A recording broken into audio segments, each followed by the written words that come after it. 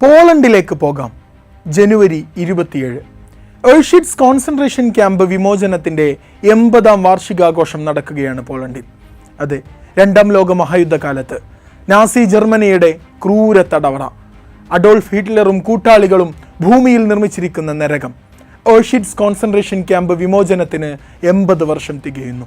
നോക്കാം, ലോക മനസാക്ഷിയെ ഞെട്ടിച്ച ക്രൂരമായ മരണശിക്ഷകളുടെ ലോകമായിരുന്ന ഓഷ്വിറ്റ്സ് കോൺസെൻട്രേഷൻ ക്യാമ്പ് എന്തുകൊണ്ടാണ് ഇപ്പോൾ വാർത്തകളിൽ നിറയുന്നത്.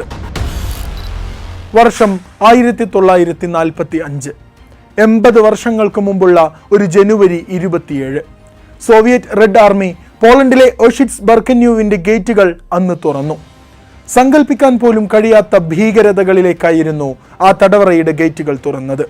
അവിടെ ബാക്കിയായിരുന്ന 7000 തടവുകാർക്ക് ഈ വിമോചനം ഒരു കൈപ്പേറിയ പുനർജന്മമായിരുന്നു. യുദ്ധം തോൽക്കുന്നുവെന്ന് ഏകദേശം ഉറപ്പായതോടെ സോവിയറ്റ് പട്ടാളം എത്തുന്നതിന് ആഴ്ചകൾക്ക് മുമ്പ് 60,000-ത്തിലധികം പേരെ ഡെത്ത് മാർച്ച് നടത്തി കൊന്നിടത്ത് നിന്ന് ആ രക്ഷപ്പെട്ട ഓർമ്മകളിൽ ജീവിക്കാനായി കിട്ടിയ പുനർജന്മം. ഓഷ്വിറ്റ്സ് കോൺസെൻട്രേഷൻ ക്യാമ്പിന്റെ ഗേറ്റിനകത്ത് അതുവരെ പല രൂപത്തിൽ കൊന്നുകളഞ്ഞത് 11 ലക്ഷത്തിലധികം മനുഷ്യരെയായിരുന്നു. അതിൽ 10 ലക്ഷവും ജൂതന്മാരായിരുന്നു. ബാക്കിയുള്ളവരിൽ 10,000-കണക്കിന് വരുന്ന പോളിഷ് മനുഷ്യരുണ്ട്, റോമക്കാരുണ്ട്, യുദ്ധത്തിൽ പിടിച്ച സോവിയറ്റ് തടവുകാരുണ്ട്. അങ്ങനെ നാസി ജർമ്മനിയുടെ ശത്രുക്കളായവർ എല്ലാവരും ഉണ്ടായിരുന്നു. ജനുവരി 27 സോവിയറ്റ് പട്ടാളം വിമോചിപ്പിച്ച ഓഷ്വിറ്റ്സ് കോൺസെൻട്രേഷൻ ക്യാമ്പ് അന്നു മുതൽ നാസി ഹോളോകാസ്റ്റ് ഭീകരതയുടെ ക്രൂരതയുടെ ഏറ്റവും വലിയ പ്രതീകമായി ഇന്നും ലോകത്ത് നിലനിൽക്കുന്നു. 2005 ഐക്യരാഷ്ട്രസഭയുടെ ജനറൽ അസംബ്ലി കൊണ്ടുവന്ന റെസൊല്യൂഷനാണ് ജനുവരി 27 ലോകമൊട്ടാകെ ഹോളോകോസ്റ്റ് മെമ്മോറിയൽ ദിനമായി ആചരിക്കാൻ തീരുമാനിച്ചത്. ജർമ്മനി ഓഷ്വിറ്റ്സിനെ ആദ്യമായി ഉപയോഗിച്ചത് പോളണ്ടിലെ യുദ്ധ തടവുകാരെ പാർപ്പിക്കാൻ വേണ്ടിയാണ്. യുദ്ധകാലത്തെ അത്യാവശ്യം സൗകര്യമുള്ള ഒരു തടവറ മാത്രം. നാസി ജർമ്മനി സോവിയറ്റ് യൂണിയൻ ആക്രമിച്ചതോടെ ഓഷ്വിറ്റ്സ് ഒരു ലേബർ ക്യാമ്പായി മാറി. നിരവധി ലേബർ ക്യാമ്പ് തൊഴിലാളികൾ മരണത്തിനായി അധ്വാനിക്കുന്ന സ്ഥലം. നാസികൾ അവരെ അധ്വാനിച്ച് നശിച്ചവർ എന്നാണ് വിശേഷിപ്പിച്ചിരുന്നത്. എന്നാൽ 1942 ആയപ്പോഴേക്കും ഓഷ്വിറ്റ്സ് എന്ന കേട്ടാൽ നമ്മുടെ ഓർമ്മകളിലേക്ക് വരുന്ന ഉന്മൂലന ക്യാമ്പായി, കൂട്ടക്കൊല ലക്ഷ്യമിട്ട് പ്രവർത്തിക്കുന്ന യഥാർത്ഥ കോൺസെൻട്രേഷൻ ക്യാമ്പായി മാറ്റിയിരുന്നു. പിന്നീട് അങ്ങോട്ടുള്ള 4 വർഷം കൊണ്ടാണ് 11 ലക്ഷം മനുഷ്യരെ നാസി ജർമ്മനി കൊന്നൊടുക്കിയത്. ഓഷ്വിറ്റ്സ് കോൺസെൻട്രേഷൻ ക്യാമ്പിന്റെ ചരിത്രം പറഞ്ഞു തുടങ്ങുമ്പോൾ ഹോളോകോസ്റ്റ് പറഞ്ഞു തുടങ്ങണം. 1933 ജർമ്മനിയിൽ നാസികൾ അധികാരത്തിൽ വരുന്നു. അന്നു മുതലേ ജൂതന്മാരുടെ സ്വത്തും സ്വാതന്ത്ര്യവും അവകാശങ്ങളും അവർ മെല്ലെ നിയമപ്രകാരം തന്നെ ഇല്ലാതാക്കാൻ തുടങ്ങി. 1939 നാസി ജർമ്മനിയുടെ പോളണ്ട് അധിനിവേശം ആരംഭിക്കുന്നത്. അന്നു മുതൽ പിന്നെ ജർമ്മനിയിലെ ജൂതന്മാരെ പോളണ്ടിന്റെ വിവിധ ഭാഗങ്ങളിലേക്ക് കടത്തിക്കൊണ്ടുവന്നു. അവിടെ ഗെറ്റോകൾ സ്ഥാപിച്ച് അവരെ ബാക്കിയുള്ള ജനങ്ങളിൽ നിന്ന് ഒറ്റപ്പെടുത്തി ജീവിപ്പിച്ചു. 1941 ജർമ്മനി സോവിയറ്റ് യൂണിയൻ അധിനിവേശം ആരംഭിച്ചു. ഇതിനിടെയാണ് ജൂതന്മാരെ സഗൗരവം ഉന്മൂലനം ചെയ്യാനുള്ള ക്യാമ്പയിനുകൾ ജർമ്മനി വിഭാവനം ചെയ്യുന്നത്, ഗ്യാസ് ചേമ്പറുകൾ നിർമ്മിക്കപ്പെടുന്നത്, ഓഷ്വിറ്റ്സ് കോൺസെൻട്രേഷൻ ക്യാമ്പ് പിറക്കുന്നത്. എയ്ൻസാറ്റ്സ് ഗ്രപ്പൻ എന്നറിയപ്പെട്ടിരുന്ന ജർമ്മൻ പട്ടാളക്കാർ സംഘം ചേർന്ന് കിഴക്കൻ യൂറോപ്പിൽ അന്ന് പൂണ്ടുവിളയാടി പൊതുജനങ്ങളെ കൂട്ടക്കൊല നടത്തി. 1941 മാത്രം 5 ലക്ഷം മനുഷ്യരെയാണ് കൊന്നത്. 1945 ആയപ്പോഴേക്കും ഈ സംഖ്യ 20 ലക്ഷം കടന്നു. അതിൽ 13 ലക്ഷവും ജൂതന്മാരായിരുന്നു.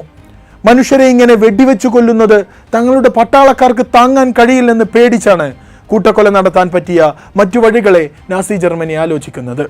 അങ്ങനെയാണ് വിഷവാതകം നിറച്ച കമ്പാർട്ട്മെന്റുകളുള്ള ഗ്യാസ് വാനുകൾ പോളണ്ടിലേക്ക് കൊണ്ടുവരുന്നത്. 1941 ഓഷ്വിറ്റ്സിൽ ആദ്യത്തെ ഗ്യാസ് ചേമ്പറും അതിനോട് ചേർന്ന ശ്മശാനവും നിർമ്മിച്ചു. അന്ന് ഓഷ്വിറ്റ്സ് തടങ്കൽ പാളയത്തിന്റെ ആദ്യത്തെ കമാൻഡറായിരുന്ന നാസി ഓഫീസർ റുഡോൾഫ് ഹോസ് അർബൈറ്റ് മെച്ച് ഫ്രൈ അഥവാ തൊഴിൽ നിങ്ങളെ സ്വതന്ത്രനാക്കുന്നുവെന്ന ആപ്തവാക്യം കൊണ്ടുവരുന്നുണ്ട്. ആ കുപ്രസിദ്ധമായ നുണയാണ് ഇന്നും ഓഷ്വിറ്റ്സ് 1 ക്യാമ്പിന്റെ പ്രവേശന കവാടത്തിന് മുകളിൽ അവിടെ എത്തുന്ന സന്ദർശകരെ സ്വാഗതം ചെയ്ത് എഴുതി വെച്ചിട്ടുള്ളത്. ജനലുകളില്ല, ടോയ്ലറ്റുകളില്ല, ഇരിപ്പിടങ്ങളില്ല, ഭക്ഷണമില്ല. കന്നുകാലി വണ്ടിയിൽ കൂട്ടിയിട്ടാണ് ഓഷ്വിറ്റ്സിലേക്ക് ആളുകളെ കൊണ്ടുവന്ന ഉടനെ ആളുകളെ രണ്ടാക്കി തിരിക്കും. ക്യാമ്പിൽ ജോലിക്ക് പറ്റുന്നവരെ മാറ്റി നിർത്തും. അല്ലാത്തവർ ഉടനടി കൊന്നുകളയേണ്ടവരാണ്. അവരെ നഗ്നരാക്കും. ഗ്യാസ് ചേംബറിലേക്ക് നീക്കും. അടച്ച ചേംബറുകളിൽ സൈക്ലോൺ ബി ഗ്യാസ് പെല്ലറ്റുകൾ നിറക്കും. 20 മിനിറ്റ് സമയം മാത്രം കാത്തുനിൽക്കണം. മരിക്കാതെ ജോലിയെടുക്കാൻ നിയോഗിക്കപ്പെട്ടവർ ആ മൃതദേഹങ്ങളിൽ നിന്ന് കണ്ണടയും കൃത്രിമ ഉപകരണങ്ങളും അടക്കമുള്ളവ നീക്കം ചെയ്യണം. ഇങ്ങനെ നിരവധി ഞെട്ടിക്കുന്ന ക്രൂരതകളുടെ നേരനുഭവങ്ങളാണ് ഓരോ വർഷവും അതിജീവിച്ചവർ പങ്കുവെക്കുന്നത്. അപ്പോഴാണ് അതെല്ലാം ലോകമറിയുന്നത്.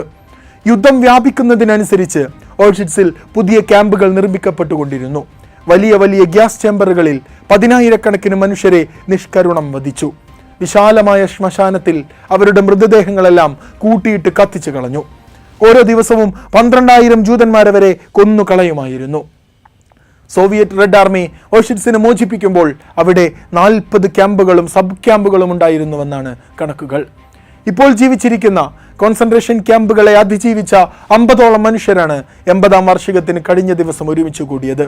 അതിൽ മിക്കവർക്കും 80ഉം 90ഉം വയസ്സ് കഴിഞ്ഞിട്ടുണ്ട്. വിവിധ രാജ്യങ്ങളിൽ നിന്നുള്ള നേതാക്കളടക്കം ലോക നേതാക്കൾ ഈ ചടങ്ങിൽ സംബന്ധിച്ചു. ഓരോ ജനുവരി അവസാന വാരവും ഹോളോകോസ്റ്റിന്റെ നടുക്കുന്ന ഓർമ്മകൾ ഇങ്ങനെ അയവിറക്കുകയാണ് ലോക നേതാക്കൾ. കഥകൾ കേട്ട് കണ്ണീരൊഴുക്കുകയാണ് ചാൾസ് രാജകുമാരൻ. പക്ഷേ അപ്പോഴും ഗസയും ഉക്രൈനും അടക്കം ലോകത്തിന്റെ പല ഭാഗത്തും എത്രയോ മനുഷ്യർ തുറന്ന ഗ്യാസ് ചേംബറുകളിൽ ശ്വാസം മുട്ടി ജീവിക്കുന്നുണ്ടെന്നതും നമ്മൾ മറന്നുകൂടാ.